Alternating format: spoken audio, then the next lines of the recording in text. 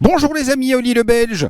Vous allez me dire pourquoi refaire une vidéo sur une CB650R puisqu'il n'y a pas de nouveauté. Mais en fait, tout l'intérêt de nos journées, comme aujourd'hui quand on vient se balader sur les belles petites routes françaises, franco-belges d'ailleurs, c'est de pouvoir comparer l'incomparable. Donc là, on est également accompagné d'une Husqvarna Svartpilen 701. Ce sont deux motos qui sont plus ou moins dans la même catégorie, la CB650 et la Svartpilen, sauf qu'évidemment, ce sont deux philosophies complètement différentes. Alors, effectivement, on a plus tendance à aller vers la Svart, que Seb va vous présenter dans une vidéo, qui sortira d'ailleurs avant celle-ci. Donc Seb vous a déjà présenté la Svartpilen. La CB, c'est tout le contraire, c'est-à-dire que c'est une Honda. Donc c'est un moteur qui est extrêmement coupleux, qui est extrêmement doux, surtout dans cette version pas bridée, donc elle n'est pas en 35 kW, donc elle développe 95 chevaux, donc le moteur est vraiment il est puissant, mais c'est pas vraiment la chose que l'on va remarquer le plus, c'est plutôt cette souplesse, où on se rend compte que régulièrement en ville on roule en 6e. Parce que le moteur est tellement doux que cette moto, elle répond toujours présent. Alors que d'autres, si vous prenez un bicylindre ou un monocylindre, vous risquez plus d'avoir ce moteur qui tape un peu à bas régime. Ici, ça passe tout seul. Bon, il y a évidemment toute définition Honda. C'est quand même... il n'y a rien à faire. Honda, c'est rentrer à la maison. C'est vraiment ça. Vous voyez la petite cinématique du tableau de bord. Le tableau de bord que j'avais déjà, j'en avais déjà parlé la dernière fois. Ce tableau de bord un petit peu sombre. Ça, c'est un petit peu il est petit et sombre. Donc, et vous savez que je suis très très fan de tableau de bord, mais c'est quand même le truc que vous avez sous les yeux tout le temps. Donc c'est quand même... Bon, après, ça reste une petite moto. C'est-à-dire que j'ai quand même les genoux bien repliés. Et pour autant, c'est pas quelque chose qui est dérangeant, même sur des longs trajets. Enfin, aujourd'hui, on a fait déjà, allez, je vais dire 150, 160 km. On est toujours très très à l'aise, quoi. Vous voyez que cette moto se jette en virage sur un filet de gaz en 4e, quoi. C'est un réel plaisir. C'est une moto qui s'adresse autant aux débutants qu'aux pilotes un peu plus chevronnés, parce qu'elle est tellement facile que c'est un réel plaisir de l'emmener. Là, on va essayer de passer en 2e quand même, parce que bon, c'est vraiment un virage qui remonte.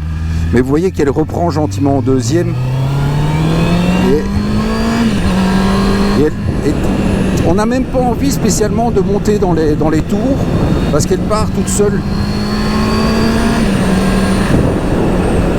C'est une moto qui pardonne. Et ça c'est important aussi. Plutôt que d'avoir une moto qui vous oblige d'être toujours dans le bon rapport, sinon elle va...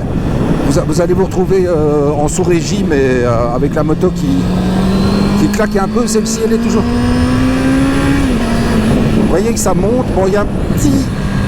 C'est là où on voit que c'est un 650, c'est-à-dire que par rapport à la CB1000 de la semaine dernière, la CB1000 était remplie à tous les régimes, mais demandez plus d'attention quant aux 150 chevaux. Ici, les 95 chevaux sont présents, mais ils sont raisonnables. On n'a pas ce côté putain, ça va jamais passer Mais donc effectivement la différence avec le 650, c'est qu'il y a un petit creux dans la puissance, c'est-à-dire que vous voyez ici elle tracte super bien.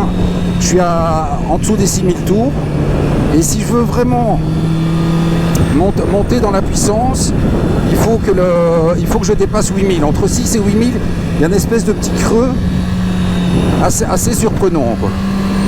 Sinon vous voyez que ça passe d'une manière extraordinaire, et la suspension est tellement propre, tellement, la moto est tellement équilibrée qu'elle permet des passages en courbe tout à fait incroyables. Je vais essayer je sais que là-bas plus loin il y a une petite ligne droite pour vous montrer un petit peu ce côté. Là de nouveau je suis à peine à 90 et je suis en 5e, et je pourrais passer la 6 sans aucun souci. Alors ici on va le faire, il y a un petit peu de... Vous allez voir qu'en 2 elle...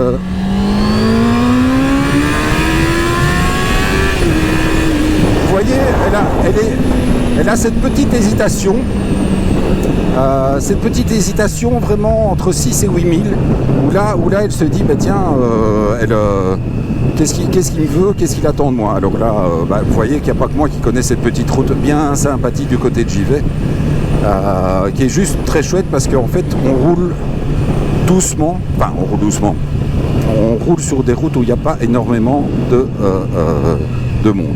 Alors, bienvenue à Beaurain, nous y sommes.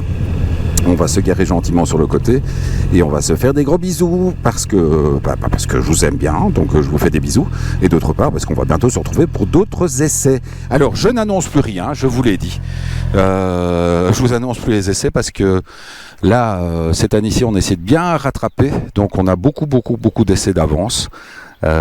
Pour parer au cas où s'il y a une seconde vague de Covid ou un truc comme ça, ça nous permettra de continuer à partager des vidéos. Donc on a du stock pour une fois.